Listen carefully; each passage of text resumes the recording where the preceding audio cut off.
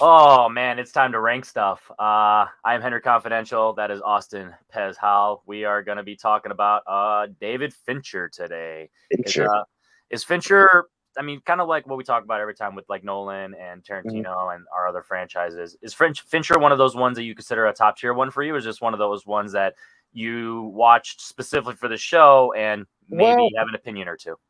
here's the thing. I have an interesting history of Fincher. As all these, I have a history with this director. So my history of the director, and I'll try not to be too long winded, I promise. But I'm pretty sure the first one I saw in theaters without really knowing that it was a distinctly Fincher movie was probably Panic Room, because I worked at a theater from 2002 to 2003, saw everything that came out in the theater. So I know I saw Panic Room in the theater, but I was not seeing it specifically because it was a Fincher movie at the time. Because at that time and a few years after that was really when I was starting to get into film, going to Blockbuster all the time, renting everything I could rent, starting to amass my physical media collection. So that was probably after that, mid 2000s is where I really started to go crazy with my fandom. Watched a lot of his 90s stuff, Seven, Game, Fight Club, things like that. So started to kind of amass a following of Fincher. The first movie I think I really saw because David Fincher's name was attached to it, as opposed to just seeing it because it looked good, was Zodiac, his follow up to that. To where like I went to the theater specifically going like, oh, I'm about to go see a David Fincher movie because it's David Fincher. And I think we all have those experiences with those directors that once we become fans, it takes a corner to where like they become event movies because of that director, as opposed to just like, oh, this movie looks good. We turn a corner when we become film fans and start to follow directors. I don't know if Fincher's up there with event films as much as like a Nolan or a Tarantino or even a Scorsese for me. He's kind of like a notch down from that. But it's not because of a lack of quality. It's more just like, looking back on my list right here, it may be a thing of like maybe every other one's like an absolute banger, and some Yeah. of the other ones I'm a little more lukewarm on. So the history is a little mixed. But I'm always interested in what he's doing. Let's put it that way, and what he's up to. And nowadays, he seems like he's starting to lean a little more towards streaming and television and things like that, Yeah. which is where a lot of it's going. But I still hope he puts out movies at least occasionally, and kind of graces us with some stuff. But we'll talk about what he's up to recently, because one of his movies was a Netflix movie. So I mean that makes sense. It kind of goes with what we're talking about. Absolutely. My first experience, I don't remember which one came first, but they're around the same time. When I was in college, the first one I remember is I was on a not a date per se, but I was just hanging out with a girl, and I don't remember exactly how it came up. It was around the time when I was talking about how I like film and I'm getting into film, and I don't remember exactly why, because I don't even there's nothing about this girl that seemed like she was a cinephile or anything like that. But she was like, "Oh, you need to watch Seven," and we watched it Mm-hmm. together, and like I just forgot that she was even there. Like I was just you know invested, and it's one of the first films that introduced me to the concept of film, you know what I mean, Mm-hmm. and as an art form. And then similar around the same time when I was in college, I was in a fraternity for a couple months, and one of the guys was like, "Oh, the best movie of all time, Fight Club," which that's the cliche college bro For sure. movie, you know what I mean? So It's a college bro movie, that's for sure. Fight Bro, it's Fight Bro. ironic that I was actually Yeah. introduced to it in college, so that's always a fun story. So those are the two for sure that was introduced to me, and then but those are neither Fincher technically. I think the first one that was a Fincher movie was Gone Girl at that point. So when Gone Girl came out, that was the first time I was like, oh, I need to watch Fincher. So yeah, so I'm a little behind in terms of when I became a fan, but his highs are highs and his mids are mids and his lows are. This is going to be a lot different than my other directors list. So let's go ahead and get right to it. Um, I'll let you start off. What is your number 11? All right, so my number 11 is unfortunately going to be his most recent outing, and that's going to be his Netflix original of Mank. I saw this for the first time yeah, this past week, and um, I think for me, it was probably the subject matter. Um, it has a direct link, obviously, and a lot of people who love Citizen Kane are linking up to this movie because it kind of obviously has a direct link talking about the guy who wrote the screenplay for Citizen Kane, in direct contact with Orson Welles. That's who Gary Oldman's playing. I don't really have that much of a connection to Citizen Kane as it is. I recognize that it's a great movie. It is a good movie. The first time I saw it, I actually got to see it in the theater as one of those Fathom Events things. So that was one of those cool things where seeing it in a theater, that was good. Anytime you can see a classic movie in a theater for the first time as opposed to just at home, it definitely helps. But I didn't go to film school, so I'm not studying like camera techniques and this, that, and the other, screenwriting techniques. I just want to know if it's an entertaining movie or not, or if it connects with me, for the most part. And Mank, digging into that, I just found myself kind of disinterested for the most part. It's just not something that really connected to me. And then I really go with, again, I think it's another case of Gary Oldman is obviously very good. I mean, when is he not good? He's Gary Oldman.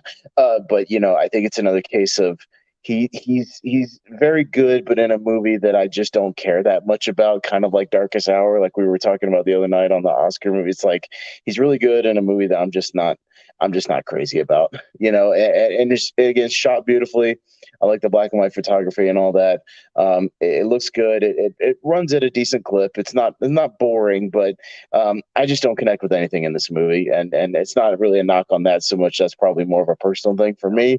So it's just not one I'm going to go back to anytime soon. So Mank for me is just kind of at the bottom again. Not because it's bad or I hate it or anything like that. I just was. Yeah, it just kind of went over me, and I moved on. And That's really about it. and that's similar for me because Manx my number 10. So I mean, it's not far off. It's actually I tried to watch it twice when I was working because it's one of those things where when I was working for FedEx, I was able to watch a bunch of movies while I'm driving and have my AirPods in and like kind of like focus in on like serious dramas. You know what I mean? Sure. Listen to what is going on. Is one of those that just didn't connect to it. So I finally watched it last night. And it's fine. Like you said, everything, like there's nothing about it that like stands out. Like if I blind watch this, I would never in a million years knew that Fincher directed this. There's nothing about this Yeah, it movie that feels like says Fincher. somebody else. I can't put my finger on it, but it feels like somebody else's movie. It's like when you watch Catch Me If You Can, and it doesn't feel like a Spielberg movie. It feels like a Scorsese movie for some Yeah. reason, or things like that. Just the way it's edited and clipped around. Like this one, I don't know who it. Maybe it feels like a Alexander Payne movie or something. I don't. It feels like something different. Like somebody who's more into like dialogue over style, and because Fincher's more of a stylish kind of, clip director. So I don't know. It just felt different. Didn't feel like his usual thing.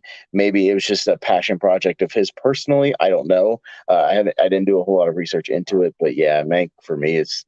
And even Gary Oldman, like obviously, like you said, he's good because he's a great actor. But there's nothing really that even stands out in this. Of like, I already don't remember much of the movie. Like it's nothing's bad. It's just so like who cares? So it's my number 10. I still gave it a 3 out of 5 just because like it's well shot, it's well made, it's well acted, it's well paced technically for the material. I actually am a big fan of Citizen Kane, so I did like the behind the scenes stuff, the filmmaking aspect, and I did kind of like some aspects of him being a drunk. But like when he's like kind of like front and center as just a regular person, he's not that interesting.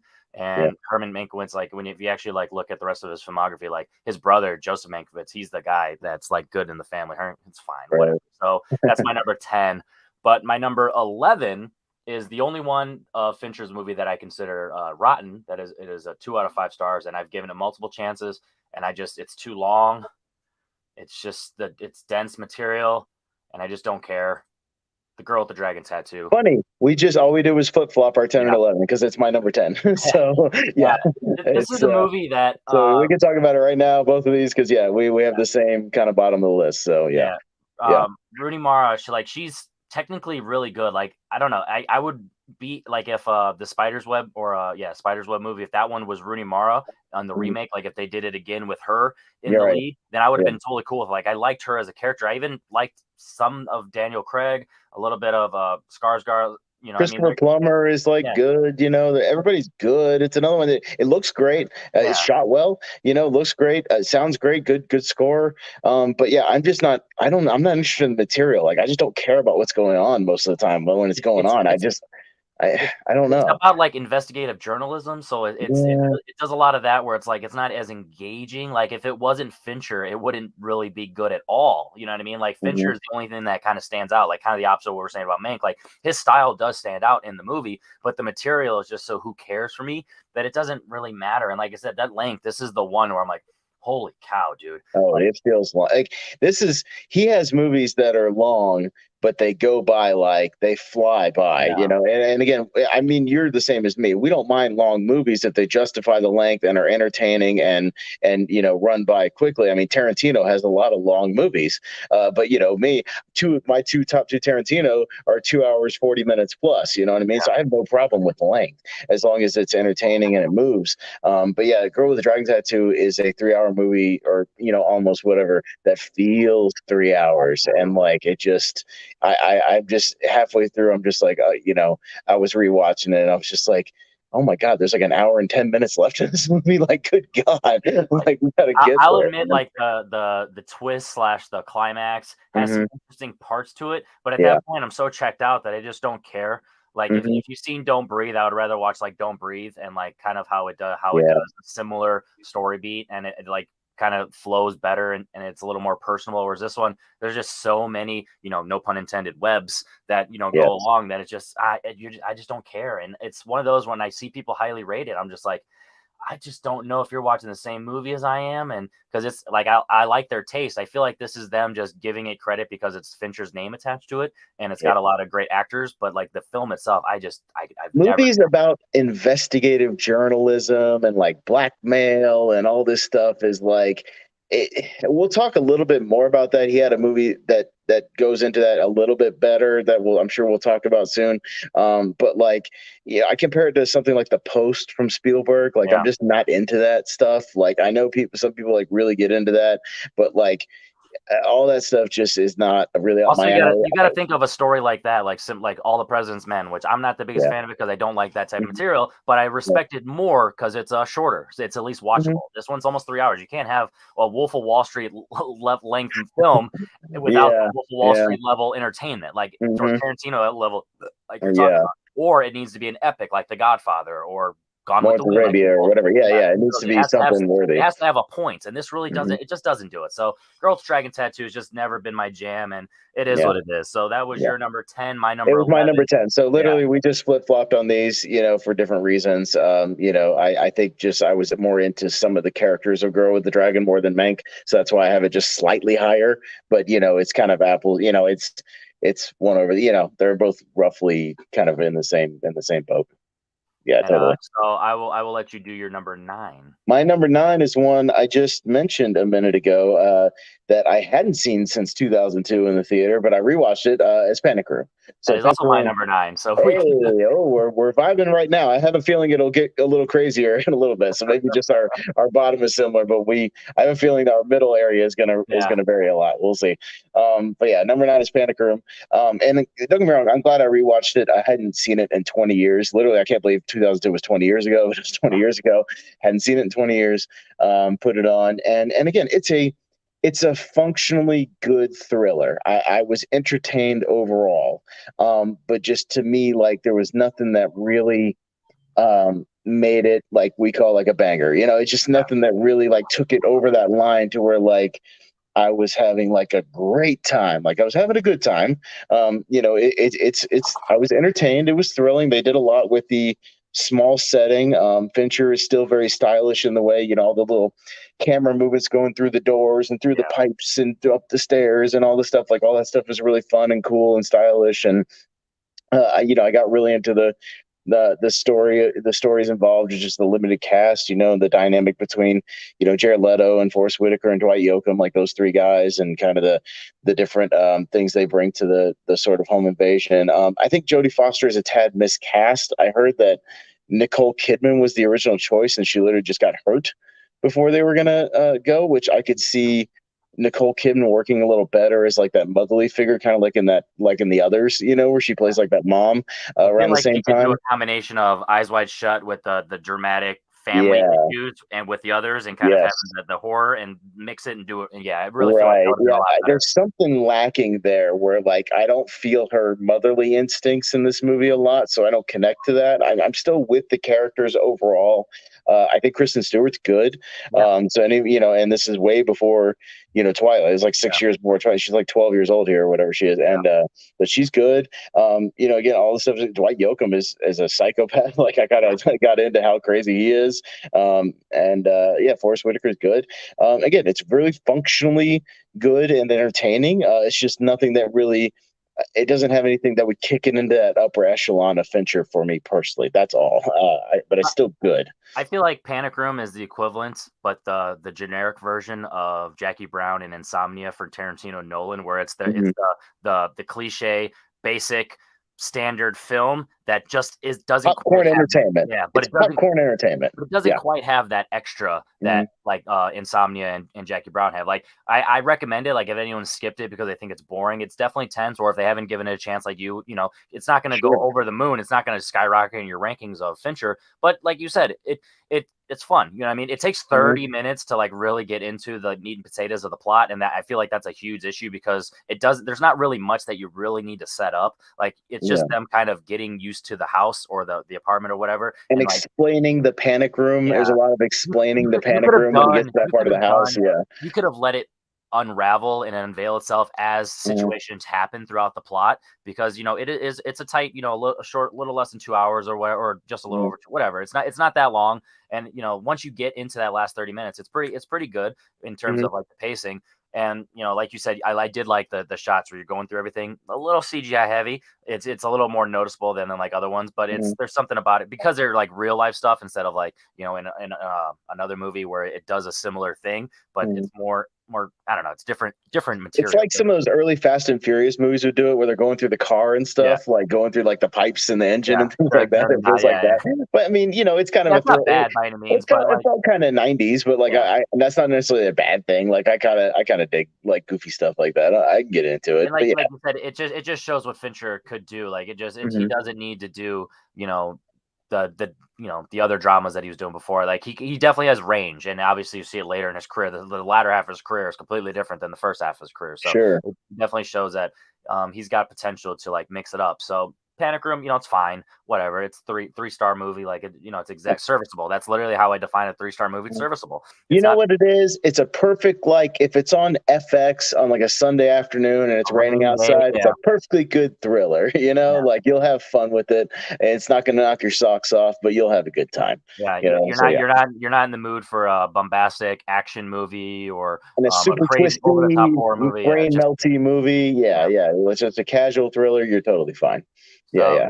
yeah, it's what it is. What it is. Doesn't do anything special, but it's not so bad. But So why don't uh, you jump to your number 8? We'll jump back to you since we tied on that one, and yeah, we'll jump and over to you. this is one that I am super glad that I revisited because Hmm. um it was one of my most hated films of all time up until this rewatch, and B, I hadn't watched the special edition. Alien Mm, 3 is my number okay. 8, and it jumped up to 4 stars. So it went Cool. from 1 or 1.5 stars, whatever I had at the time, to 4 stars. Like the special edition really bumped it up. And also, at the time, I was a huge Aliens fan. If you watch my 2016 top 10 movies of Me all time, too. yeah, Me too. Aliens was one of my favorite movies of all time. But as time has progressed, I honestly don't really like Aliens anymore, and I'm a huge Alien guy. And this one is more Alien than Aliens because it has Yes. the human nature and the dramatic stuff. Mhm. And I really love Ripley and just how she kind of evolves and just keeps growing and learning and like being on the defensive and being smart and tactical and like they look at her like she's the boss in a sense. Mhm. It's a prison full of rapists and murderers and they're like, hey, what you know what you're doing, like what, help us. And it's like, wow, that's fun. You're a lieutenant we read on this thing. Yeah, Like maybe you can help us, yeah, yeah. And and take charge of the honestly, situation.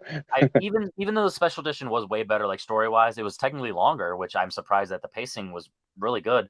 But Yeah.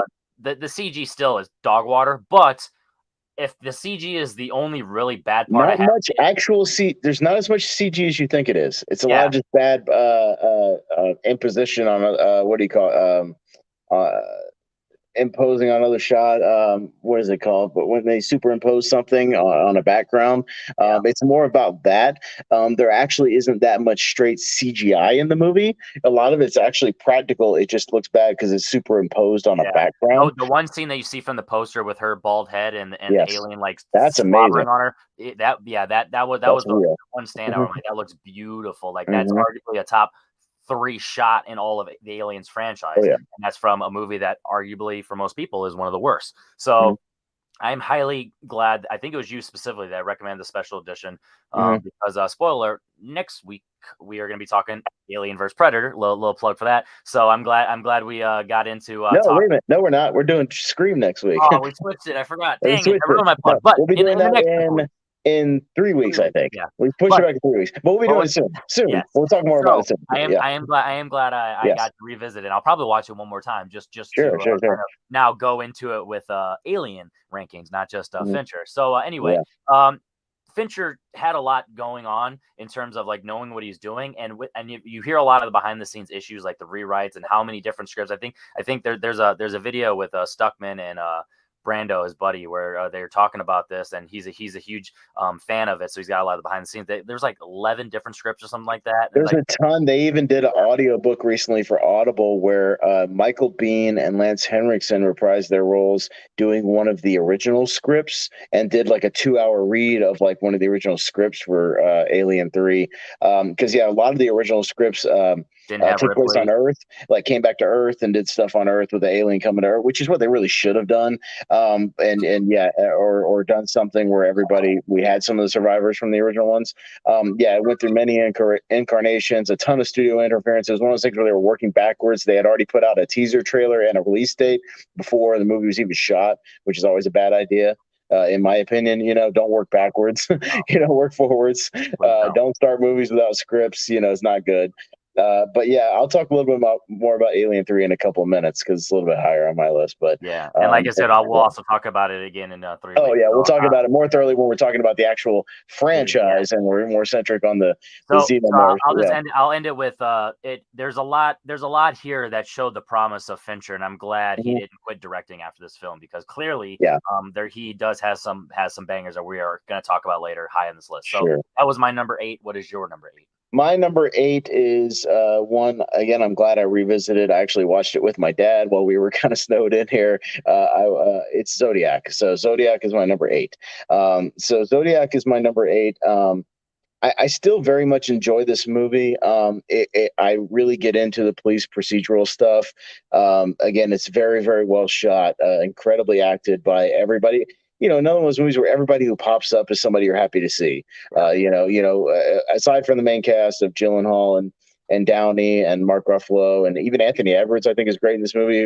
I'm glad he gets a lot of screen time. But you got like Brian Cox shows up, Philip Baker Hall, Clea Duvall near the end. You got Charles Fleischer, all kinds of people that pop up throughout the movie, all people you're happy to see. I just think the one hindrance of the movie is that it's a story about a serial killer who the case was never really closed. Yeah, So the fact that the movie itself can't really have any kind of closure or third act or finale, so to speak, that it just kind of ends. You know what I mean? Like open ended. And again, I understand that he's hindered by the actual true stuff of like what happened. And yeah, he tries to come to a conclusion about who he thinks is the Zodiac killer and all that with the final stuff. And I'm still into the movie when there's a good, the opening and a lot of the middle stuff is really, really good when they're like really investigating and you get some of those recreations. Some of those killings that are really stylish and really solid and kind of scary and really scary. And good there's use some of sort of music. good stuff. Yeah, good use of music, and a great use of the time period. Like you feel like it's the 70s, San Francisco, California, all that kind of stuff. I just think the movie just suffers because it can't really have a traditional act structure, really a first, second, third act structure. And it just kind of suffers because of that. And which is why it's kind of lower on the list. The other ones that are higher up on my list have a clear, like, boom, boom, boom, like, and really hit home, and hit the finale. So that's the only reason why it suffers a little bit. Again, not a bad movie whatsoever. It's a really good movie, and compared to a lot of other, stuff that came out that year or around that time, it's really, really good and really well written and really well acted. It just kind of suffers from that, which is why it doesn't make it a little higher on my personal list. That's all. Yeah, and it's my number 7, and I Okay. pretty much everything that you say, I'm gonna piggyback on it. Where similar to Girl with Dragon Tattoo, it's long. So I mean, Hmm. when you have a story like this that is not as engaging in terms of the 3 act structure, the Hmm. start, the middle, and the finish, you need to have that pacing. And like Fincher's a great director, so he does a lot that keeps it flowing. But there's like a stretch in the middle when Robert Yeah. Downey Jr. is kind of going through his own like issues, and Jake Gyllenhaal, they separate, and it like drags. Like there's a 20 to 30 minute stretch there where it's just Yeah, kind of and like, it's like transitioning from like Mark Ruffalo doing the investigation to like Jake Gyllenhaal doing his own yeah, investigation, and like all that's, again, it's not bad. It's just kind of like he doesn't know how to like transition to get to a finale or like where to go. It's just kind of like we're spinning our wheels, trying to get to a finish. I, I Yeah, really I it's really feel like strange. the story shouldn't have ultimately focused on the actual Zodiac killer, but the psychology of the people investigating more, and Yeah, kind of like by the end had it, let the finale be on they're affected, and how like it was getting to that, and that's the Downey Jr. stuff and all that stuff, but it just didn't commit to it by the end. So by the end, you're left cold because of no pun intended, the coldness of the it reality, just the kind of cold case. Like, ends. Everybody yeah, kind of has bad divorces and breakups and it's a custody battles bummer. with Yeah, kids, and it's just like everybody who gets obsessed with the Zodiac killer kind of goes down a rough path where it kind of takes over their lives and they don't have time for anything else, and then it just kind of ends with some title cards and it's over. And it's like, I definitely think this is one where the first half is much, much stronger than the second half. Like the first oh hour, yeah, hour and a half is really, really good yeah. and moves at a clip, and because you're getting those recreations, you're getting like they're decoding the letters, like they're going with the evidence, back and forth with the evidence, like they're really questioning people. Like it's really good, and then just kind of like, like it's just Yeah, like, not like a balloon pop, but it's like one of those things where you're slowly deflating like an yeah, airbed, yeah. kind of a thing. It's just kind of like, And oh, then we're by just the kind of end, losing the, steam. the end credits is just a like Yeah, it just kind of yeah, it just flutters out. So I mean, yeah. it's well directed, well acted, and it looks beautiful. Like I said, there Mhm, there are plenty of moments where it's got good music, and really mhm. gives you those vibes. But like similar to one of the most recent movies, Licorice Pizza from Paul Thomas Anderson. After I watched that, it's similar vibes of the Zodiac, where it puts you in the moment, but like by the end, it's hard to connect to everything because it's just the story it's trying to tell doesn't really give you that personal connection. It just gives you, it puts the audience in the perspective like, hey, you're just watching the scenario, you're not living it, and it leaves you cold, like I keep saying. So it's like it's a good movie. It's still a 4-star movie for me because the highs are really high, but the Mhm. length and just the unsatisfying ending, not like you said, not to his fault, but the fact that he Yeah, took the risk of doing the realism of the ending, for me and you, apparently just doesn't quite work. So that is your number yeah. 8 and my number 7. But You what? could do worse than Zodiac, Yeah. but still, in the pantheon of Fincher, yeah, it's just going to be on the lower end for me and you, Exactly. apparently. So yeah. So what Mhm. is your number 7? My number 7 is a movie that I talked about. I literally just finished rewatching today, so that's going to be The Curious Case of Benjamin Button. Is going to be my number 7. So again, I'm really, really glad I rewatched this. This was the one I was most curious coming back to, because this is one I hadn't seen since the theater. I didn't remember like much about it at all. I remember the trailer distinctly because I saw the trailer a lot when it came out. Like the trailer was everywhere. So I remembered a lot of the story beats, but I didn't remember a lot of the details. And no, it does a great job of getting you wrapped up in the story. Almost like a lot of people compare it to like a Forrest Gump, but kind of like that. Where you're following this guy pretty much through his whole life and the different people he encounters and the different jobs he takes and the locations he goes to and things like that. But Brothels. yeah, brothels. There was a lot more of Benjamin Button getting laid than I remembered in this movie. Like, there's a lot of that in this movie. Like Benjamin Button, hopeful for Brad Pitt when he gets older, because boy, older Brad Pitt even in this movie is like getting tail left and right. Yeah. So you know what, go good on you, man. But Future there. Yeah. yeah, yeah, a lot of having sex in this movie. But anyways, Yeah, still great performances all around. It looks amazing. The effects and the makeup is obviously tremendous what they were able to do with this stuff. And I do get wrapped up in the story, and I had kind of forgotten where it goes really in the second half, last act and stuff like that. I didn't really remember how it kind of all wrapped up. But yeah, I got really, really into it. Not that I like cried or anything, but I got really kind Oh, of emotionally involved by the end of it. It's just another one of those movies where you have to be patient. It's very yeah, long. You have to have the patience to kind of to roll with it. It doesn't move along quickly like some of these other movies on this list.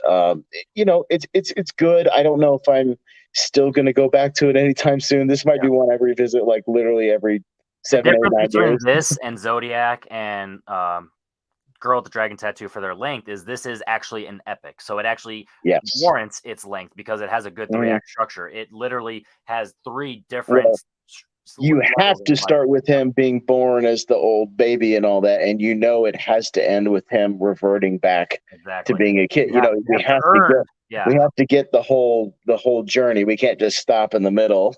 We have to see where the whole thing ends up. exactly. And you can't And just completely yeah, skip 20 years and you have to have no, because then by the time, like you said, you didn't necessarily cry by the end, but you were probably close because of it yeah, earned its emotions. It did it. It was yeah. it's patient with its storytelling. The writing is fantastic. The Mhm. relationships are great. It's my number six, so we're right Sure, we're right there so far. we're so We're, yeah. yeah. So it does everything. Like Taraji P Henson's fantastic as the mother, and then Mhm.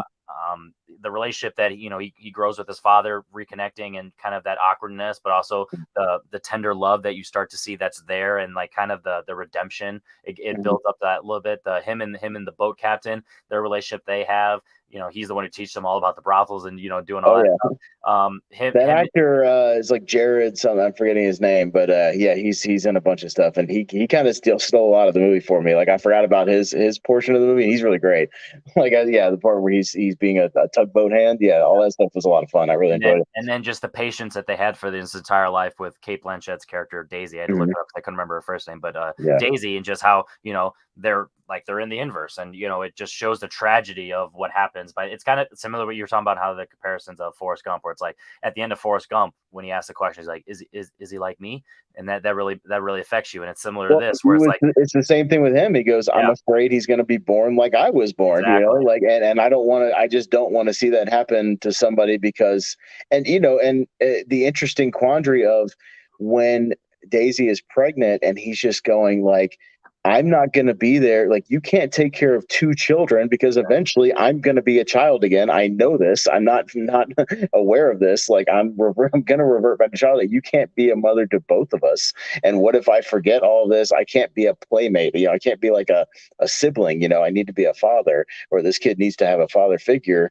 And yeah, that's the stuff that really was like getting to me at the end. It was his own facing his own fate and what was eventually going to happen. His own destiny of being aware of that and kind of facing the quandary of that. So yeah, that's the stuff I really got wrapped up in, man. Like especially by the end. But yeah, I really, really enjoyed it. It's just not a movie I see myself going back to a lot. yeah. This is But just one I'm going to kind of revisit occasionally here and there. but it's one of those ones that it leaves you, feeling good by the end. So like Hmm. your memories of it are always going to be positive. It's just like if you're doing a show like this and ranking it, obviously the Yeah. rewatchability is going to become a factor. But Hmm. obviously, it's higher for us than the very popular in this community Zodiac, and then a lot of people somehow like Tattoo, and then a lot of people. I was just looking at the ratings that people I follow on Letterboxd. They love Mank, and I'm like, I just don't see it, and it's like Yeah, I so. don't see it either. So we connect to Benjamin Button Moore. So that's my number six. So we're just gonna keep Cool. going down the train. What's your number six? Okay, so my number six is one you just talked about briefly. My number six is Alien Three, Okay. so it's a little bit higher for me.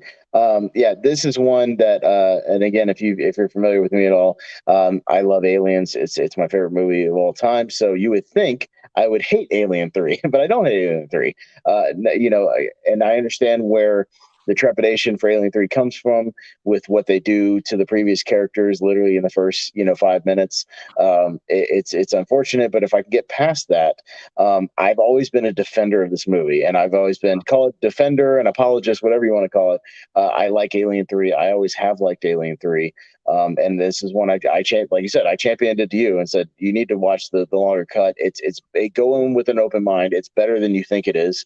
If you can get past all that, it's beautifully shot. Like it's a striking movie, and you can tell like this looks like a Fincher movie, especially a '90s Fincher movie. It looks like it, and he knows how to shoot everything.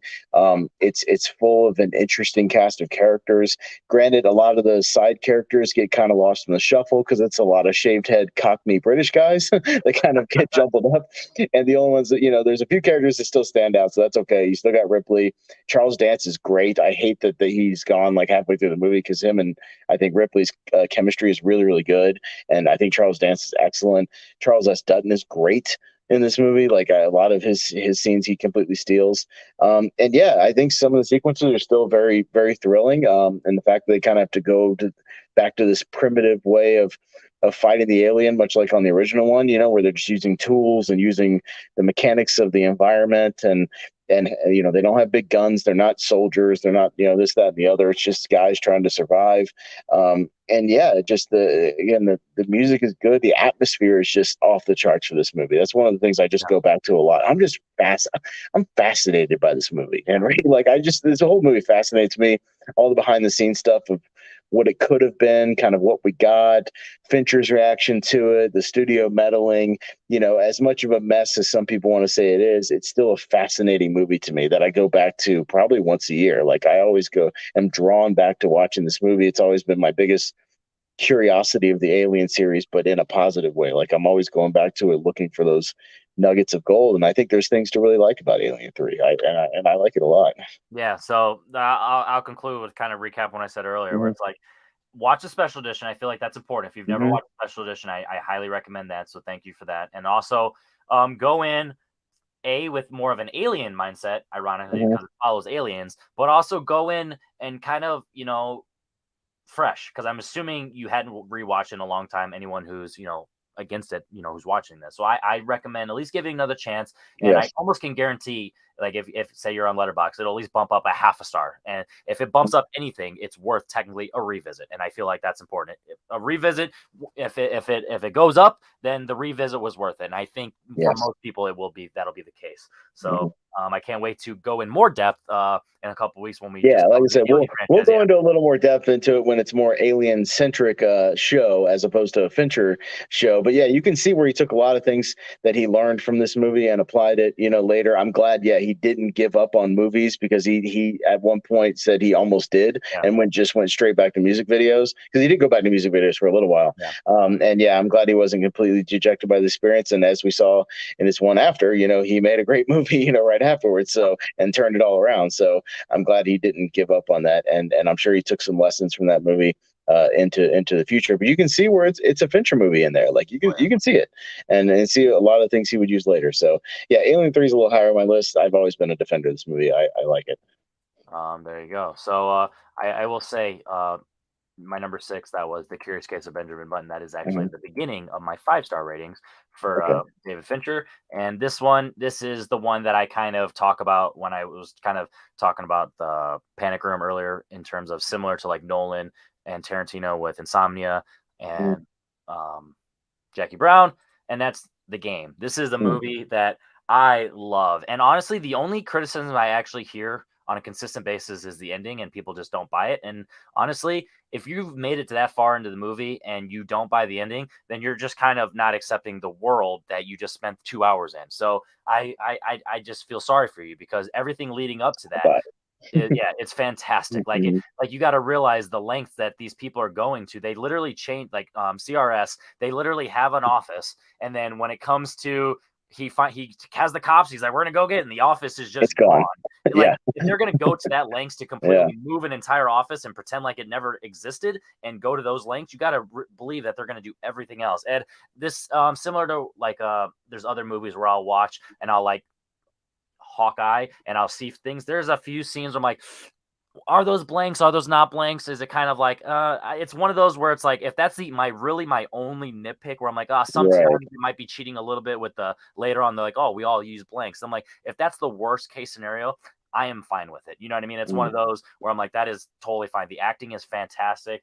I just love seeing people pop up, and you see many times where their genuine reactions are they acting? Is that, or are they the actors? Yeah, You know what I mean? It's just a lot of sure. fun on revisiting where you're like, where exactly do Where do they does lie? the line of reality blur here? And I think with some of these top ones, Fincher likes to play around with reality and what's real, what's kind of like what's not real, what's in people's heads. He plays around with that and the nature of reality, and the nature of truth, like what's true, what's not true. But yeah, like I really like the game. I've liked the game for a long Yeah, time. It was one of the ones that this is one of the ones that, along with movies like Frailty and Tremors and things, I would show to a lot of my friends and yeah. just be like, you have to watch this movie. Like people sleep on this movie. It's really great. And like it's just fun. Like it's a fun Yeah. movie. Like that just moves on a clip. It's You're literally always it's intrigued. a ride. It's a game. You know Yeah, what I mean? it's a You're game. it's like a haunted, like a maze, a haunted house, one of those things where you're going in and you're literally just you're going for step by step through, and you're just watching Mhm. it like in Jurassic Park when they're on the ride and they're going through the different rooms, and he's like, they want to watch it. That's what this entire movie is. Like, as an audience Sure. member, you're watching him, but you're feeling it. Like that's the difference of like what I was talking about earlier with like Zodiac. Instead of just watching this guy go through this stuff, you're emotionally invested and you're feeling for him, and you're like, you Mhm. feel bad because it's tense and it's thrilling and it's anxiety. This would be an amazing but also crazy double feature with Uncut Gems, and just see how they go Sure. through their stuff, Yeah, and yeah, it's yeah. just like, oh my god. So it's one of those where it's like I said, the criticism, I the only criticism Don't I get it ever either. get is the ending, and I just at that, like I said, at that point, if you don't buy the ending but you made it that far and you don't have any other criticisms, like, get over it. Like, I just never understood. Michael Douglas is fantastic in this movie. Like this is like, I mean, I heard when I finally watched Falling Down, and like it was good, but like I heard he was off the rails, but like after seeing this multiple times and then going to that, I'm like, I was expecting a little more. Like he does some wacky stuff, but like he's Yeah, technically yeah, kind of like subdued in like his personality. Where this one, he goes off the rails. Like he's yelling, he's going crazy, and he's been through it. And it's oh this yeah. is a blast. I love this movie. Yeah. Can you reveal where it's at yet, or are you gonna say that? I'm close to you. I'm a little bit higher at number 4 for the game. Okay. So my game is number 4 for me. So now So you're doing the flip where a yours is a little higher. little bit. Yeah, mine's a little higher. So, but yeah, I dig the game too. The game is, like I said, it's one I've championed for a long time too, amongst my friends and family and things like that. I've always shown people.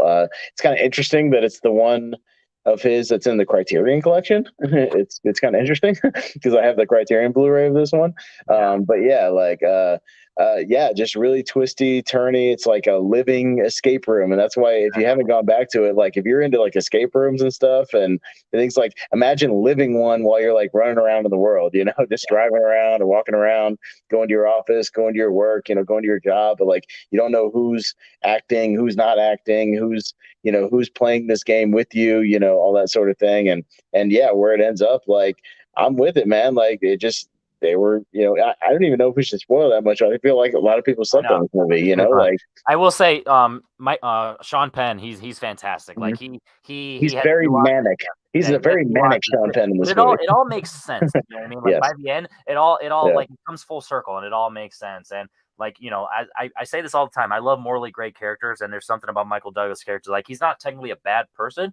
He's just doing his job, but like his job puts him in situations where he needs to be a little He's dickish. So he's the typical, like he's the rich guy who has he's a to make businessman. asshole Yeah. decisions sometimes, Yeah. and it's like as sometimes these rich CEO type guys, sometimes they have to be assholes Yeah. sometimes. So like it is what it is. But And also sometimes they need a reality check, and yeah, hey, sometimes they need to be brought back down to reality and brought back down to nothing, especially like the stuff where he gets dropped off in Mexico and he has like nothing, yeah, and then but then you see pieces of the game where they're like, well, if somebody really wanted to strip you of nothing, they wouldn't have left you that nice gold watch you still got on, yeah, on exactly. your wrist. It's just Did, like part of the game. when Yeah. when you watch Spider-Man Far From Home, did you connect how the scene when Peter Parker gets hit by the train. He comes back and he's got the shirt like "I survived New York" or "I survived" like that. I always think of the Right. game when I think of that scene, and it's Yeah, like yeah, so that just makes me laugh, and that just shows how this yeah. movie has a connection to me. I'm watching a MCU Spider-Man movie, and I see something. I'm like, oh yeah, the game that was just That's like the game. Yeah, there's no right. coincidence. That's no way. That's a coincidence. That's a No, lot, and I love no, that. maybe Mark Korea, what's his name, the director? Yeah, maybe John he's a Watts, fan. yeah. Who knows? Who knows? Maybe he's a fan. So maybe the game is in John Watt's Sure. top 5 of Fincher. Yeah, maybe. So, Yeah. so that is my number 5, and then your number 4, and I have a feeling maybe your number 5 is my number 4. Let's see. If We'll I'm right. see. My number 5 is Fight Club. So That is not true. So yeah. never mind. So here's where we go. We stray. So yeah, now my number 5 is Fight Club.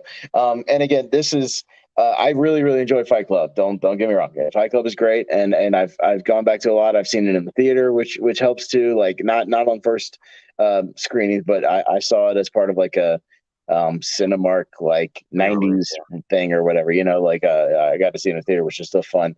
I just didn't have this movie, when I was in college. It's a college bro movie, and like I came to this movie much later. I kind of missed a lot of the hype on it. It's one of those things where like I watched Fight Club, and I'm like, I want to talk about Fight Club. Who wants to talk about Fight Club? I'm like, yeah, we talked about Fight Club like 5 years ago. Like we're kind of move on to other things now. So, but yeah, Fight Club is still super fun. It's a movie I do go back to a lot now, just because, yeah, man, like it just, man, is it entertaining? Like it's a really really entertaining, just fun, crazy movie that just gets more and more nuts. Like again, playing with reality, what's real. Edward Norton's insomnia, like you feel it even more than Al Pacino's insomnia. yeah. In that movie we talked about, like you see it in his face in this movie, like where he has completely lost control of all of his sense of reality in this movie, and you see it in his eyes, like you Literally. see it in his demeanor.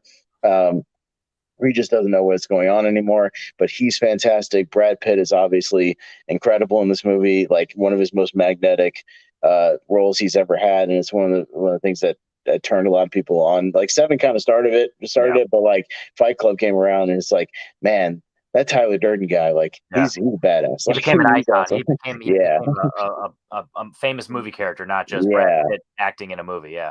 Yeah, and just everything about it, like especially once kind of where it goes, where it ends up, the twists and all that on rewatches, which was really fun after I'd first seen it on video and going back to the theater and really picking up on a lot of the stuff that's dropped early, seeing like the little flashes of Tyler Durden on the screen, like those little quick flashes are a lot of fun, especially on the big screen. Like that stuff is really great, and it's just it's like a music video brought to life because it feels like a 90s music video, like a full length thing, and especially the way it moves and the flashiness of it. And yeah, you could take it two ways. You could study it as this breakdown of capitalism and privilege and all kinds of stuff, but you could also just take it, if you want to take it as a straight movie about guys starting a fight club and starting this weird cult, where they destroy stuff or just, all about anarchy. You can take it in that way as well. It's just popcorn entertainment. But if you want to dig into it, you can dig into it.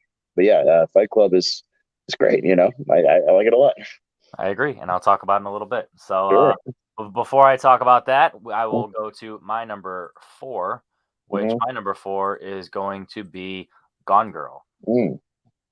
So Gone Girl is, like I said, that's the first one that I saw that I completely associated with David Fincher by name, as a film fan.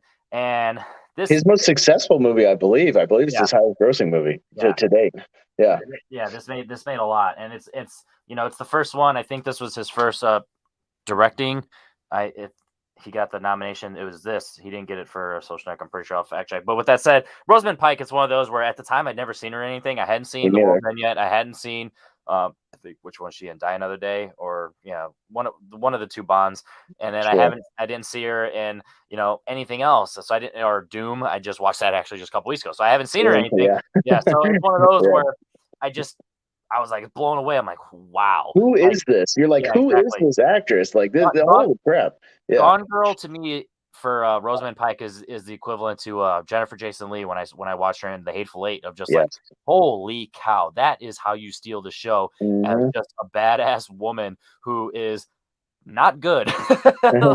Is No, wild, man. But she's like, a little fucked in the head. Just yeah, to say it nicely. Yes. yeah, and it definitely and I mean, she was oh no, so he didn't get anything for this one. I'm sorry, so it was the other Yeah. one, but she was the only thing, but she was nominated and Mhm. rightfully so. You know what I Rightfully mean? so. And Yes.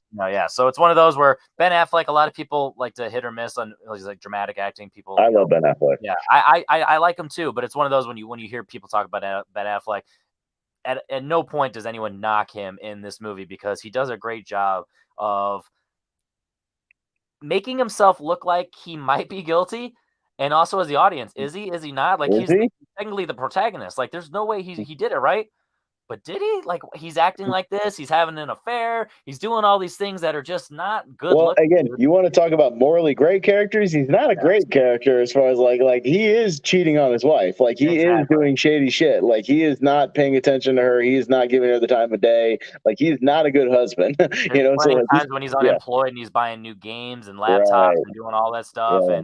and so like there's so much evidence that just builds up that just doesn't look good. So when you get to the end and you realize, or I would say halfway mark, that's another thing. When it This, makes the turn. When it yeah, makes the turn, yeah. yeah, Which is it's one of brilliant. those where you're like, holy cow, the Hmm. balls, and that's one of the best exposition slash narration dumps that is. It's Hmm. just it's so well earned because it's it's about like a writer, so it has that vibe that kind of built up the entire time, so it doesn't feel out of nowhere. You know what I mean? Like like us to wait, like I talked about a couple weeks ago when I talked about the Hateful Eight, where all of a sudden that narration dump is just kind of out of nowhere and it feels messed with the pacing. This one is beautiful. It just does a fantastic job of just like really like so this is what you thought, and this is what's reality. And it's Yeah, like, holy right. cow. So then when you rewatch it, you see the little things that build up, Sure.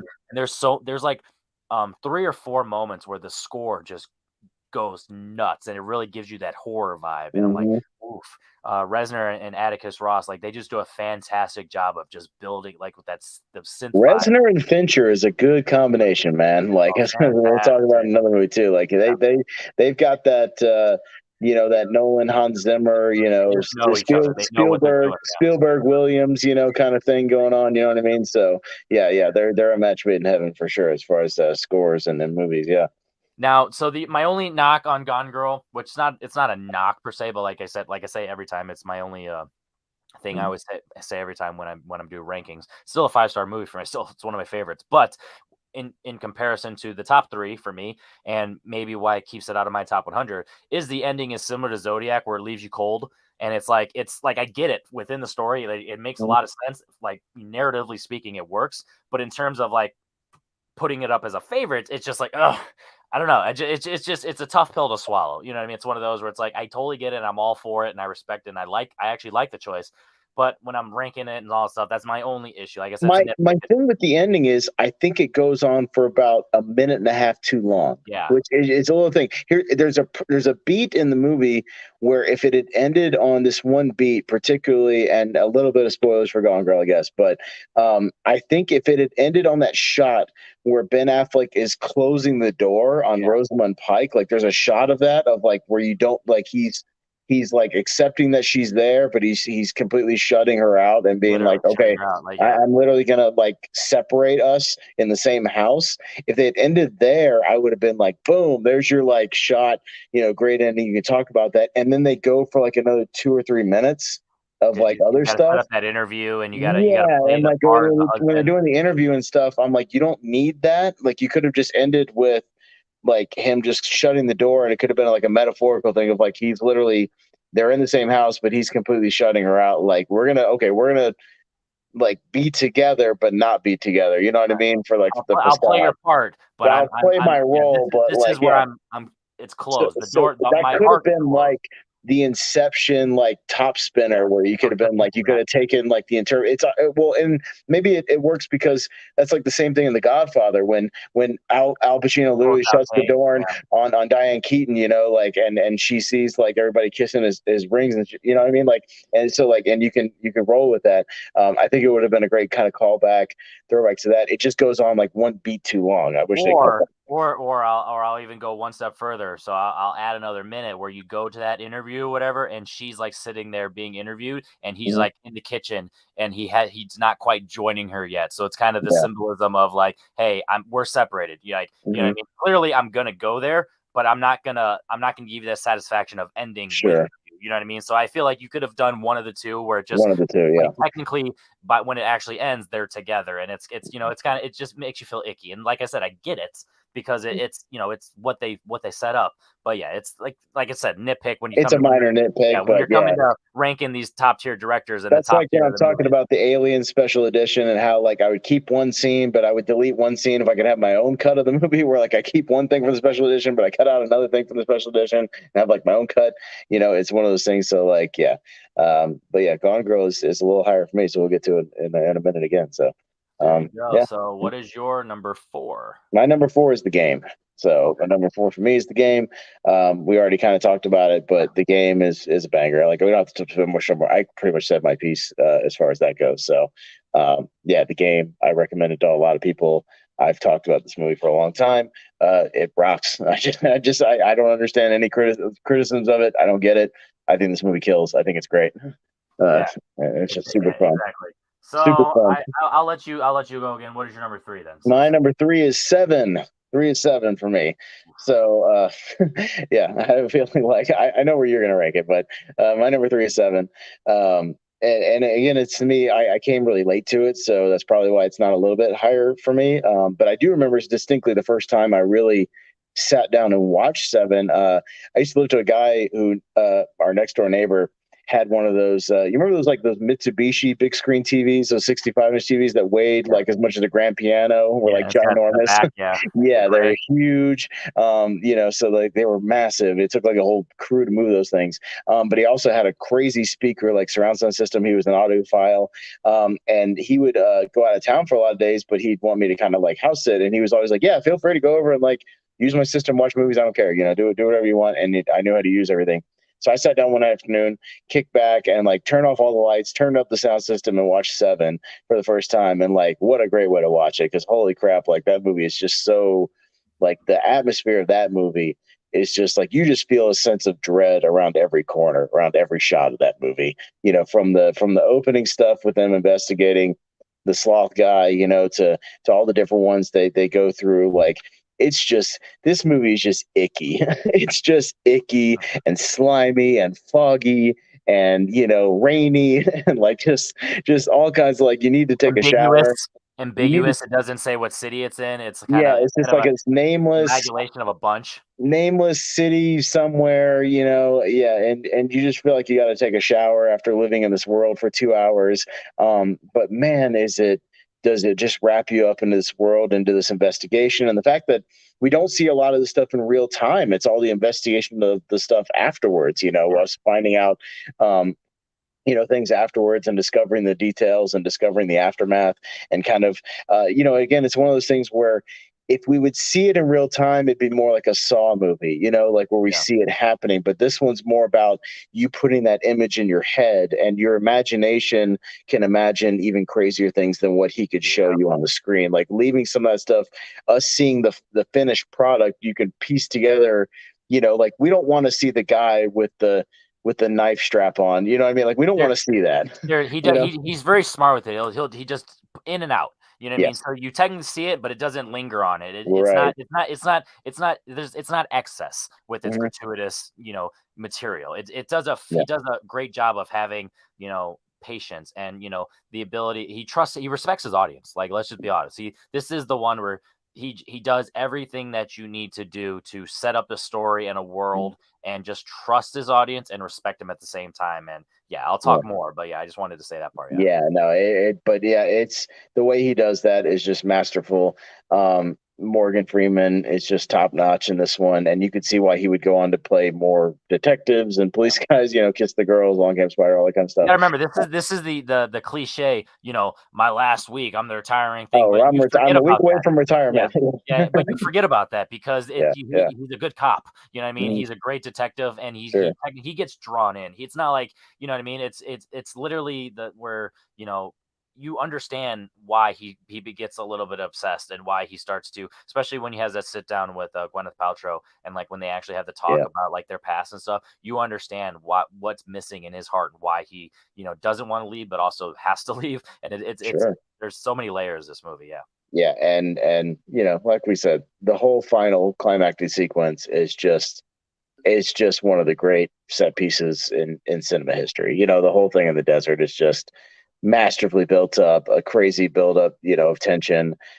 Say what you will about Kevin Spacey, but he's great in this movie. And the fact that he went into the movie uncredited, if you were seeing the movie the first time, you didn't know he was going to show up. He just shows up, and you know, literally as John Doe, and it's the whole thing just builds to one of the great climaxes ever. I just think it's incredible, like the way he just works it all. It's just, man, another one that's super fun, but you don't feel fun about having fun. You know what I mean? Like you don't feel good about having fun with this movie, but man, that's a testament to the acting and just the filmmaking. Yeah. Like he makes this dark and dour material real watchable, and like you're invested. It's like I was talking about earlier with the difference between this and Zodiac is Zodiac looks like you're watching, you know, stuff unfold. This you're living with, you know what I mean? Yes, you're living every beat of this. Yeah. And you feel like you can't escape it. It's everywhere. You know, they don't know how to beat this thing, or they're just dealing with it, you know, as it gets thrown in their laps, you know, and it's like there's no escape. This only ends when he wants it to end. And you know what? And they're just along for the ride. Yeah. Yeah. So I'll talk about it a little more later. But my number 3 is going to be The Social Network. I love this movie. This is honestly the only reason it's not in my top 100 is just I haven't watched enough. I've only seen it like 3, maybe 4 times, but it's I've only seen it about 22 or 23 times. Yeah. So the Social Network, The Social Network is like Wolf of Wall Street for me, where it's like it's one of those things where it's like you don't technically love the lead character, but you do at the same time. Like you're not like rooting for him technically, but you love him. Like it's awkward and it's weird. Like you should be like feeling sorry for the brothers and like everything that they're going for because they got ripped off. But it's like Jesse Eisenberg as Mark Zuckerberg, like he just embodies that character, and he's just like, you know, one of my favorite lines is like, I'm sorry. Oh yeah, you're welcome. Or like his little like one-liners or remarks. So he's so condescending. Yeah. Like, you know, he's like, oh, if I gave you my attention, you know, if I even thought of it, I'd give you the most minimal. I'm going to give you the most minuscule amount of attention. You know, you don't deserve my attention. You know, It's like I'm better than this conversation. Yeah. Yeah, and Rooney Mara pretty much says that at the beginning. She sets it up. She's like, girls aren't going to like you just because you're a nerd. They're going to not like you because you're an asshole. And it's like, boom.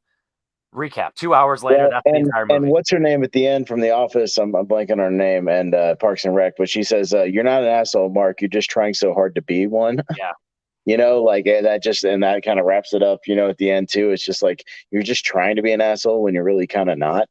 Yep. And but like, and the fact that I like this movie just throws you right in that opening scene with him and Rooney Mara. It makes you pay attention and like catch up to the movie. You know, that you just thrown into this conversation, this breakup that they're having, you know, at this restaurant, you know, and like you're just off to the races from there. And like that Trent Reznor score like kicks in with this movie is great. And yeah, like the performances all around, man. And Andrew Garfield as Eduardo is tremendous. Like this is one of the movies where I first really paid attention to him and was like, man, this guy's going places. Now, Andrew Garfield might be going places. He might be a guy to watch. And then the line where he's like, I'm not coming back for 30%. I'm coming back for everything. For like, everything. You better lower your up, asshole. He earned that scene. He earns it. And then one of my favorite lines in the movie is when he's talking about after he asked for the money and everything's about to go in, he's like, hey, by the way, I'm sure it was just a diversity thing. You know, when he talks about why he got into the club versus why Zuckerberg didn't. And it's like just a little jab. Subtle digs. Yeah. And when he's just like, is this about me getting into the Phoenix? Like, is this what all this about? You cut me out because I got into the Phoenix and you didn't, you know, like, did you plant the chicken story? You know, all that stuff. Yeah. Just, and I'm sure it was about, just all those subtle digs where you could tell he's peeved by this stuff, but you know, he tries to act like it's not. And, all the stuff with Armie Hammers, the Winklevoss twins are great. And the fact that that's him playing both parts and they're not, you know, you buy that, you think there's a twin actor, so like you totally buy it. Like when you watch this movie, you forget that it's just one guy. What's the line he says? He's like, I'm 6'4", 210 pounds, and there's two of me. So we could go beat his ass right now, but like, what's the point? Like we could do that easily. One of my lines is like, oh, sorry, I did. That's that's a 100-year-old doorknob I just broke. And I just broke your 100-year-old doorknob. Sorry about that.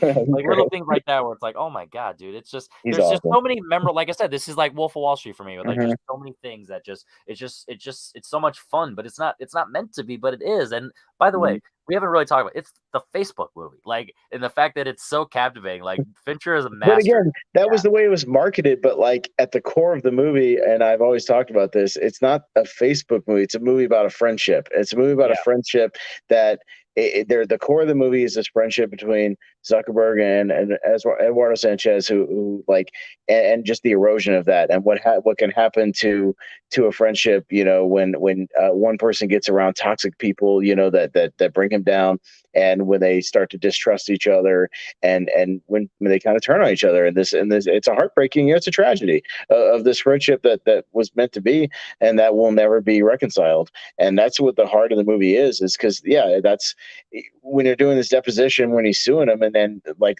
literally, like I said, when he breaks it down, it's just like, is this about me getting to the Phoenix and you didn't get into the Phoenix? Like, is this what this all breaks down to? Is like you were jealous of me, and when you ruin, our friendship over this, like that's what's great about Aaron Sorkin's writing combined with Fincher's direction. It's just another match made in heaven. Like it's just great.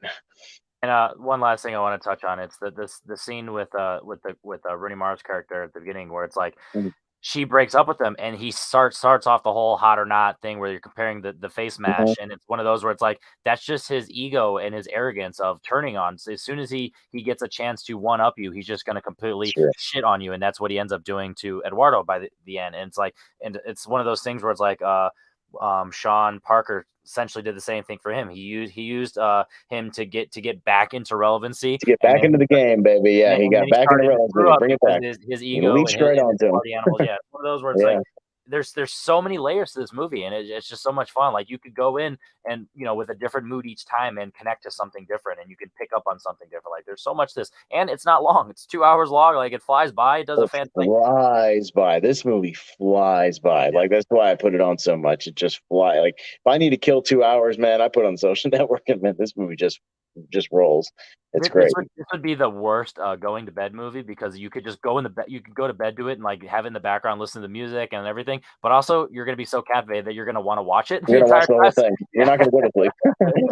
So Yeah, it could work, but also probably won't because you're going to want to watch it. So yeah, yeah. that is my number three. What Mhm. is your number two? My number two is Gone Girl, so it's Okay, higher up for I me. had Yeah. to guess, but yeah, that Yeah, was my yeah, guess. yeah. No, I mean, you could probably figure out what my number one is based Yeah, on what I was just talking about. But number two is Gone Girl.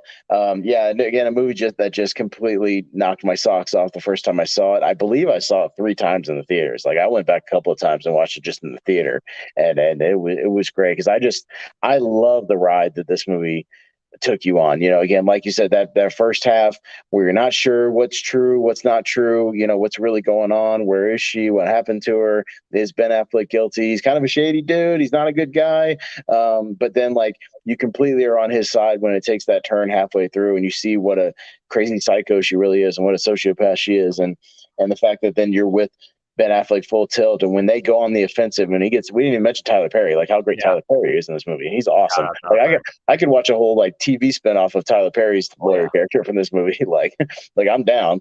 Yeah, and the when they Lincoln start to lawyer go, of Tyler Perry, just his whole time, yeah, his own and show. and when they start to go on the offensive instead of playing defense, and they even turn some of the media like In that back to press them, like conference that when he stuff's goes on the fun. thing and it doesn't Yeah, even show it right away. It just goes to the car and he's like, "Don't get cocky," but it's like, "Oh yeah, yeah, I yeah, crushed we that." got it. It's like Yeah, we got it. And yeah, he's great. Neil Just Patrick Harris. Ugh, Oh, Neil Patrick Harris is great. Yeah, I mean, there's so many great movies that we didn't even mention. Yeah, and that whole scene. Oh my God, like, what happens with Neil Patrick Harris? Holy talk crap! about horror. Talk about like Fincher getting back to his roots on that one. Like, oh my God, that was when I remember the theater reaction every time I saw it was just like, oh my God, like holy crap, Jesus. Even the build up to it, they're the subtle Yeah. moments of her going through Well, and you're executing her also plan. like, I forget. Oh yeah, this movie is R-rated. Yeah, we just went there. This movie's R-rated. We're gonna show some blood. Yeah, we're gonna Yeah, get bloody, it pretty makes me nasty. think of a bottle of wine a lot differently. How Yeah, she yeah, did that. definitely. But yeah, it's super, super fun. I just the ride this movie takes you on every time I watch it, even though I know exactly where it's going now. I just have so much fun with how masterfully it's put together, just with every twist, every turn.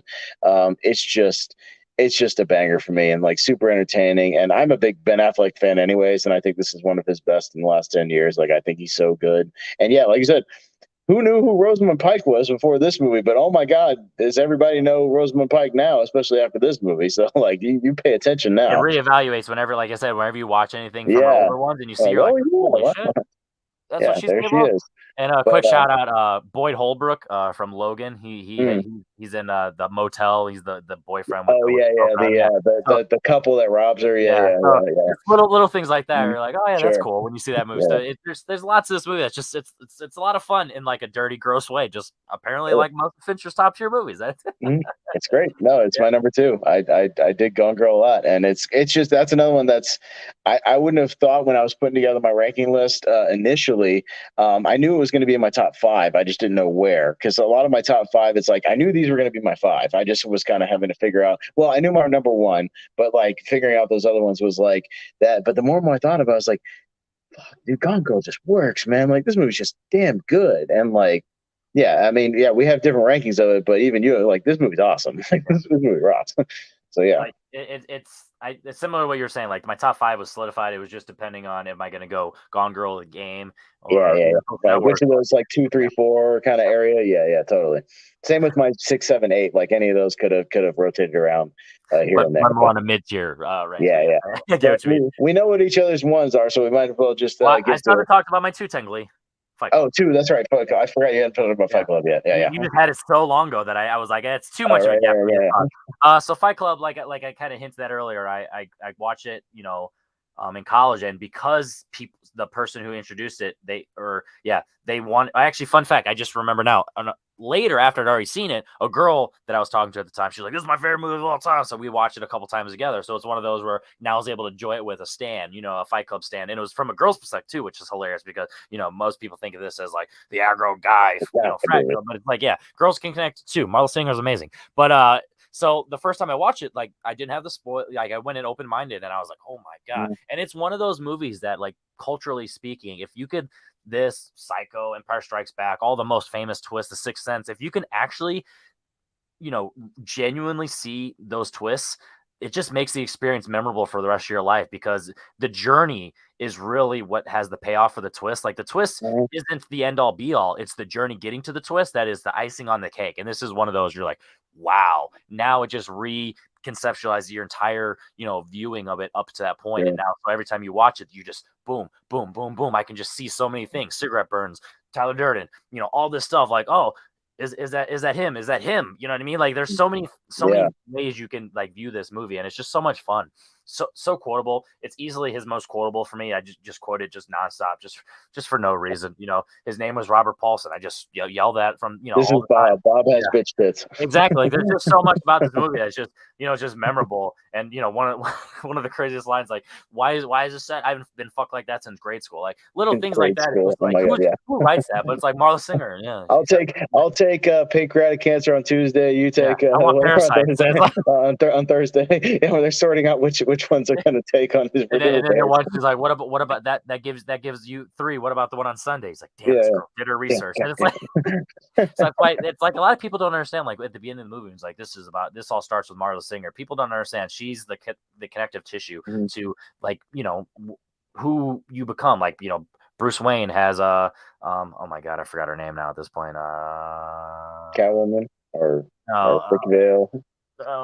From The Dark Knight. Oh my god, I wrote it. Rachel. Rachel, Jesus Christ, Rachel. That's embarrassing. But that's Rachel. Where it's one of those like that's not who Batman is, but that's who kind of keeps that person grounded. And it's similar like this with like Marla Singer is like the Rachel in this, where it's like it just keeps Edward Norton and Brad Pitt. It just the connective tissue, and it just brings them to reality. Because other than that, it just is that crazy fighting stuff. And fun fact, I watched this with my roommate. I live with an older woman, and so she's not really a movie person. So throughout the pandemic, I was like, hey, let's watch the movie. So I was like, let's watch Fight Club. I don't want to watch a boxing movie. It's like that is not what this movie is about. Not a boxing movie. But a lot of people literally thought that. Yeah.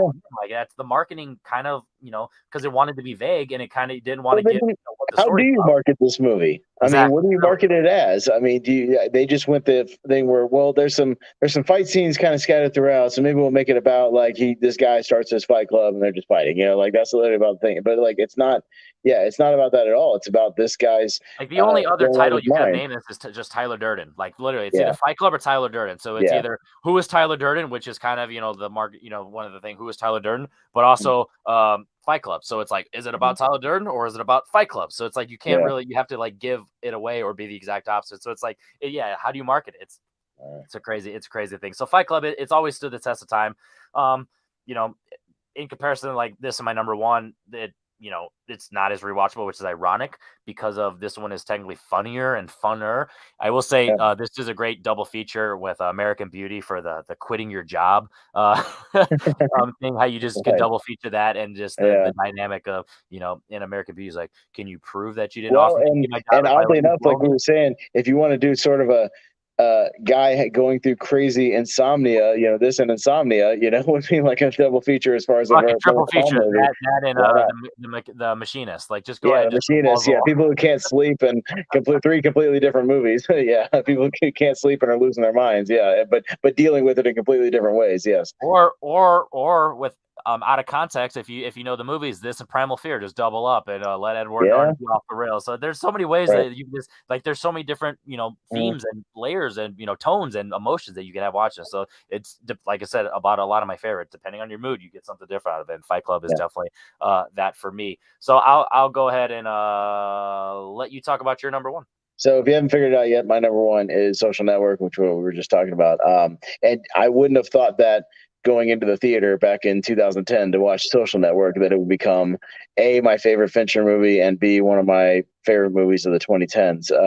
Social Network, I talk about this all the time, has aged like fine wine. It gets better and better and better every time you watch it. And it's just one of those ones I have put on so many times just because every scene just clicks, all the dialogue is crisp and clean, and all the progression of the characters, and you just get wrapped up into the story. And it's way more than just the Facebook movie. This movie just kills every time I watch it.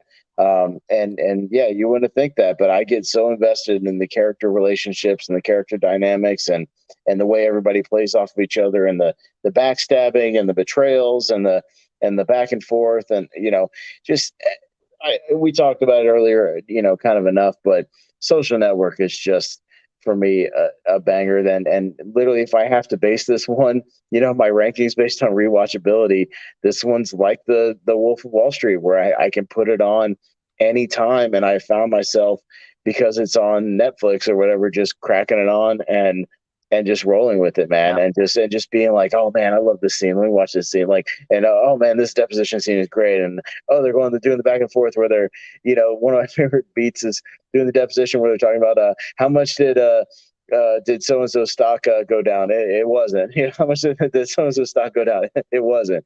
How much did that one go down? It wasn't. And it's just like, God damn, nail in the coffin. You're done. Like it's just, and it's just the way it just ends up, and how sad it is, about what happened to these guys, and the fact that, man, you often wonder how much Eduardo Sanchez got in real life because it was undisclosed, but it must have been a lot because we haven't heard from that guy ever again. I think he retired somewhere.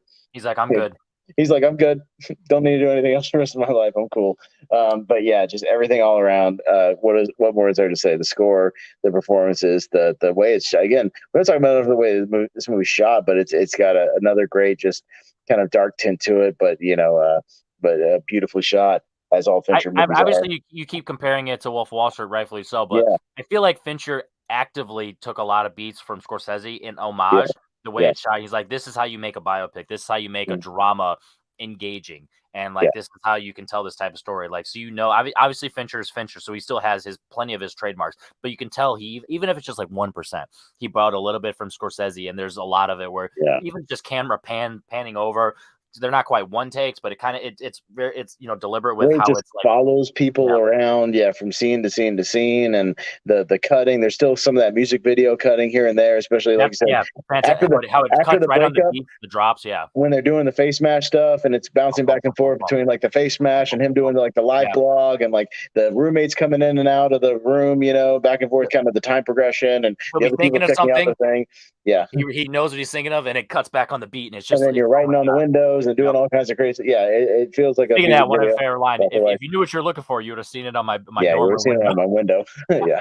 What an asshole. Very quotable, very fun. I love The Social Network so much. I just go back to it so much. And I wouldn't have thought that again. If you had asked me 5 years ago, I probably wouldn't be my number one. But based on how many times I've gone back to it and rewatched it, it's number one with a bullet, man. I dig The Social Network so much. Yeah, I won't be surprised that on my next rendition of my top 100 next year that this could go on. Like this one is, I feel like I'm just gonna watch it at this point, no pressure, not like, hey, let me see if I'm put on my top 100. Just naturally watch it multiple times. I'm like, I have to at this point. So, with that said, the one that is in my top 100 and seven. This is. What do you mean, bro? Oh, typical bro, putting 7 as your number one, just like Pulp Fiction is your number one. Tarantino, right, Henry? Yeah, absolutely. Cool answer. Yeah, of course it is. You know why? Because 7 is fucking great and it still holds up 25 years later. Exactly. That's why. Fun fact: this has been my number one before I even got into talking about films. This is what, honestly, it's mind blowing that this isn't my favorite movie of all time, just based on how long I've loved it and just the connection. You know what I mean? It really is like. It's almost always been in my top 10. Like I don't think I haven't taken it out of my top 10 for like much long as I'm tinkering my list. Like it's hasn't been lower. I mean, obviously once it got to like when I really started talking about film, like the 2017 range, it was it was in my top, not my top 10 on my 2016 thing. So it's been there for a long time. I've always loved this movie. People like to meme the what's in the box thing. They're like, oh, it's overacting. Brad Pitt's bad. It's like, have you ever had your wife's head in the box? Like, you're freaking out, dude. Like, relax. Have you ever had a moment where you suddenly had the realization that your wife is dead and her head is probably in this guy's box, and this guy has outsmarted you? And you just found out she was pregnant. Like, and you found out she was pregnant, and now you're not going to have your kid that you thought you were going to have, and she's dead, and she's going to be right there in that box, bleeding all over the place, right in front of you. Have you ever had that? I would probably be overacting too in real life, as well. Like the overacting makes it perfect. Like it's one of those, and it's the like literally, and it's also Morgan Freeman's like, no, just give me the gun. Like, come on, he just knows what's coming. There's no way that you can even talk him out of it. You just have to try and avoid it at all costs by just eliminating the issues. And like he just couldn't. The wrath just takes over, and it's just been building up. Like one of my favorite scenes when they're investing and they finally get him into his apartment. He's like, we don't have a warrant. We have okay. Boom, and he hits the door. He's like, don't mind yelling at me now. It's already happened. It's one of those where it's like, I'm sorry, man, but it's too late now. We're already in. And it's like, and then he comes up with the great idea of paying the homeless person. He's like, oh yeah, I heard some noises, blah blah. You want to zoom, and then they give him the money. You know what I mean? It's like that's how you get out of it. But you don't feel like they're bad cops and they're like shady officers. Like I don't know. Donnie Wahlberg and Saw 2. You know what I mean? You don't think they're like that, because knowing what they're dealing with, you're gonna bend the rules a little bit. Like it is what it is. Because there's a guy going around doing crazy shit, strapping strap-ons to guys and making them kill women. Like you're gonna start getting a little extreme with your methods to try to catch this dude. You know what I mean? Like it is what it is. John Doe is so smart that he's clear. He literally cut off his fingerprints. You know what I mean? Like, come on. By the way, top 1 opening credits of all time. Like 7 has the best opening credits of all time. All right, I'll guess top 2, because you have the opening crawl for Star Wars and you have the 7 opening credits. Those are the 2. Like that's 1 and 2. Though that's it. I've got a couple of other ones, but that's for another topic for another show. Oh yeah, there's just so much to this Zombieland. Sorry. Anyways. Fair. Watchmen. For whom the bell told. No, we'll talk about that eventually. You can. Right. So yeah, seven's always been at the top of my list, and I've never had any shame. And honestly, because of the nature of the story, it's kind of having a resurgence right now, like in the film community of the fans, where it's like a lot of people are like, oh, I haven't watched so long, or I'm glad, and they're like, wow, I'm blown away because you haven't watched in so long. So it's almost shit. It holds up. Yeah. Newsflash, 7 holds up 27 years later or whatever. A lot of people don't realize that. Like it's more watchable than you really expect. You could put that movie out now, and it would kill at the box office right now, and you wouldn't have to change a single frame of it whatsoever. You could just put it out re-release it, and you can just pretend it's a new movie, and like the and people it would work. They wouldn't even know the difference because they don't follow stuff, and it would, like you said, it would crush. So it would be like how Gone Girl did, where it's just like, on paper, this is the story that today's people want to watch, and this is exactly, so it holds up. 7's my number 1, and so I actually was ahead of it now, and I made our combined list. And it's not as crazy as you might think, because we were gelled for most of it, just a few little minor switcheroos here and there. Like, we didn't have anything super crazy where, like, I had Gone Girl number 2 and you had it at like number 11, or like I had, if I had like Alien 3 at number our bottom 6 and our top 5 were the same. They're very similar. Yeah, just minor differences. So yeah, definitely. So with that said, I decided that I'm gonna go Mank at 11, because I might technically watch Girl with the Dragon Tattoo before this. So Girl with the Dragon Tattoo is 10. We both had Panic Room at 9, so that was easy. Zodiac, Alien 3 at number 6, The Curious Case of Benjamin Button, and in the top 5 of David Fincher movies, number 5, The Game. Number 4, Fight Club. Got dragged down just a little bit. It was my number 2 and your number 5, so bounce out at number 4. Number 3 is Gone Girl, and this one's gonna be tough. Number 2 is Social Network, and number 1 is 7. Hey, but that's the thing. I'm totally okay with that, because I mean, 7 is my number 3, but like on any given day, it could be number 2. It could creep up. I don't know if it'll ever be number 1, but just because I had a number 3 doesn't mean I don't adore 7 to pieces and think it's like a damn near perfect movie. You know what I mean? Like, it's no, my whole top 5 of Fight Club, Game, 7, Gone Girl, and then Social Networks are all like killer movies for me. Like, they're all just killers. Like, it's just minor, like which ones I've watched more, which ones I've connected to earlier, things like that. Just little things, That's what makes Fincher interesting, because he is so top heavy. Like, his top 5. Well, we'll just say unanimously. Well, I guess top 5, because even though we have The Game in our top 5, most people have Zodiac in that spot. But I think it deserves it. Yeah, but most people have Zodiac in that spot. So generally speaking, most people, the top 5 for Fincher, regardless of what their top 5 is S-tier level filmmaking, not just Fincher. You know what I mean? It's like how a lot of people talk about Villeneuve nowadays. These 5 is how people talk about Fincher, where it's like, yes, this is what we're doing. They're just spread out, and that's what's actually kind of more impressive. So David Fincher, that is our collective and individual top 11, technically, David Fincher movies. So if you made it this far in the video, go ahead and drop your rankings, or you can just drop your number 1, however you want to do it. What is obviously, what do you disagree with us the most? Are we both crazy for having Zodiac lower? Are we both crazy for not having Alien 3 at the bottom? Are we both crazy for not liking the game? For having The Game as high as we have it, because a lot of people seem to disagree with us, but I think it's great. Exactly. Yeah. And so and if you're watching this on a first viewing, because you just searched David Fincher, subscribe to the channel, because this is our show. Let's rank stuff. We have Tarantino, Nolan, Rocky, Rambo, Saw. We have a bunch of fun stuff that we're talking about. We're going to be doing a lot of really fun ones coming up. We've been brainstorming a lot of really fun topics, and it's going to be a lot of fun. The next 3 that we can at least easily say is a Scream, Edgar Wright, and Alien vs. Predator, which that's going to be a lot of fun. So we're definitely in the horror. What we mean by that is we're mixing all the Alien and Predator movies together in one big ranking, not just the Alien movies, not just the Predator movies. We're going to smash them all together and have fun. So that could, again, that's why we kind of want to do some of these like that, much like I want to do Terminator and RoboCop together, just to kind of mix it up a little bit, because some of those movies, like Predator's a banger, man. So like that could screw up your Alien rankings. You know what I mean? Because Predator's pretty damn good, and like same with like throwing RoboCop in the mix of Terminator movies, like that could skew, because RoboCop is a fucking great movie too. So like like mixing those in there kind of throws those wild cards in there to see like where those things could end up. But I'm looking forward to Scream. I haven't seen the new one yet as of now. As of this video, I'm going to be trying to see it tomorrow. So I have the day free. I'm going to go see it tomorrow, and then I'll be able to.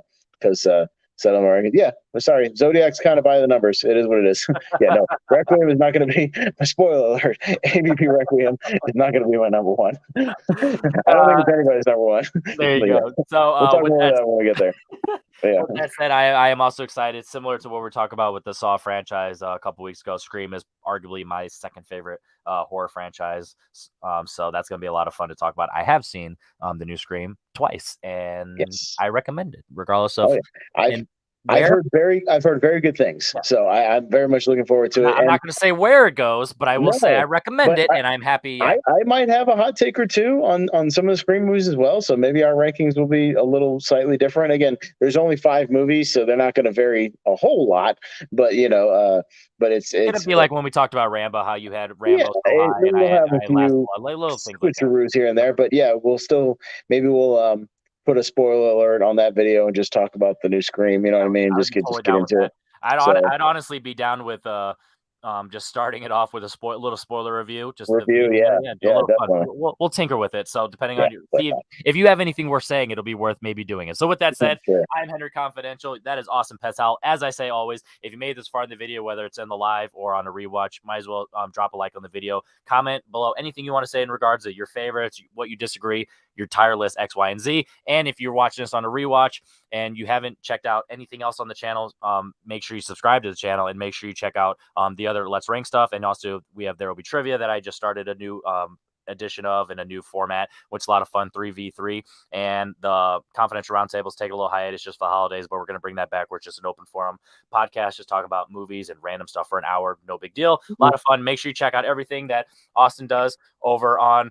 Hopefully, I'm going to convince Jordan to change it to the Movie Hero Network officially because it'll be easier He to needs search to on change. YouTube. Yeah, I think we might change to the Movie Hero Network because it needs to be something beyond Movie Hero because searching that is a little tougher when you search. But search tier ranker fights, which we're doing this week. On Friday, we're going to be ranking basketball movies as part of our sports series. We've been going through all the different sports. We've done football, we've done baseball. We're jumping into basketball movies this one. And Jacob Barber, shout out to Jacob Barber, one of our friends in the community. I do a show with him called A Podcast About Movies, and we just dropped an episode. You can go find it. Search A Podcast About Movies. And we just did a really fun show. It was a little bit longer than what we usually do, but we had a lot of fun talking about our favorite films from each of the years we've been alive. So I started from 1986 on, and we each just picked a favorite film, not necessarily what we think is the best film of that year, just a personal favorite that we've watched or connects to us, and we just love a lot. And that one was super, super fun. So if you want to go check it out and kill some time, have some fun with that too. There you go. So check out everything that we said, and we will see you next week when we talk about the Scream franchise. Henry Confidential, Oscar Peshal. We are out.